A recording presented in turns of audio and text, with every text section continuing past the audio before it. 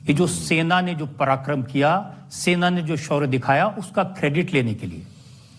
ये वही कांग्रेस है जिसने हमास के पक्ष में निकलने वाली यात्राओं को अभिव्यक्ति की स्वतंत्रता और संवेदना का प्रतीक बताया।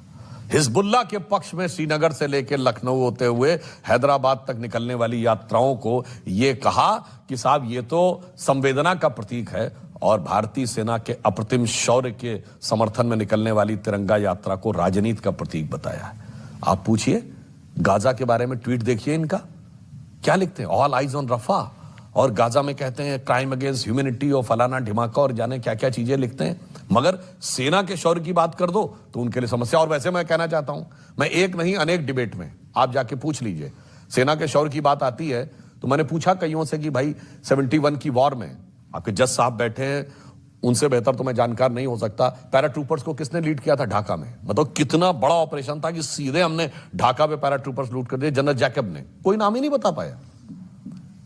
ईस्टर्न हमारे ईस्ट कमांड के जो चीफ थे जनरल जगजीत सिंह अरोड़ा, जिन्होंने साइन कराया, उनका श्रेय नहीं था, जनरल जैकब का श्रेय नहीं था, सैम मानेकशॉ का श्रेय नहीं था। तब तो सारे उन लोगों का एक ही नाम याद आता है, इंदिरा गांधी। मतलब तब सब कुछ इंदिरा गांधी ने किया था। अब सेना, हमने कहा, हमने कभी श्रेय नहीं लिया। अब तीनों बातों में देखिए, 2016 में प्रेस कॉन्फ्रेंस किसने की? Director general military operation. 2019 में किसने किया? एयरफोर्स ने। 2025 में किसने किया? सेना की दो बेटियों ने, दो ऑफिसर्स ने।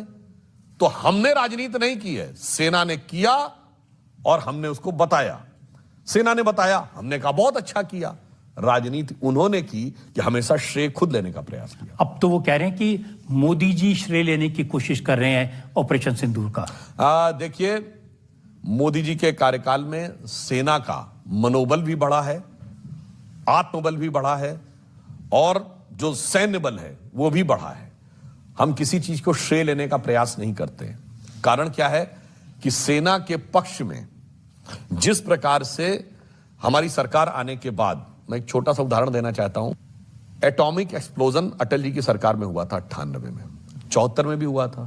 क्या अंतर था? 74 में भारत ने कहा, इससे पहले भारत बताता है, रूस और अमेरिका दोनों ने अनाउंस कर दिया।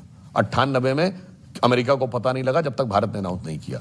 74 में उन्होंने कहा नहीं नहीं हमने शांतिपूर्ण कार्य के लिए किया है। 98 में हमने कहा शांतिपूर्ण कार्य के लिए क्या, we are the nuclear state. हमने अपने को न्यूक्लियर स्टेट डिक्लेयर किया, सेना का मनोबल बढ़ाया। मोदी जी आए तो हमने न्यूक्लियर सबमरीन, न्यूक्लियर मिसाइल और जहाज, यानी जल थल नभ, तीनों में हमने उनको न्यूक्लियर से इंपावर्ड किया।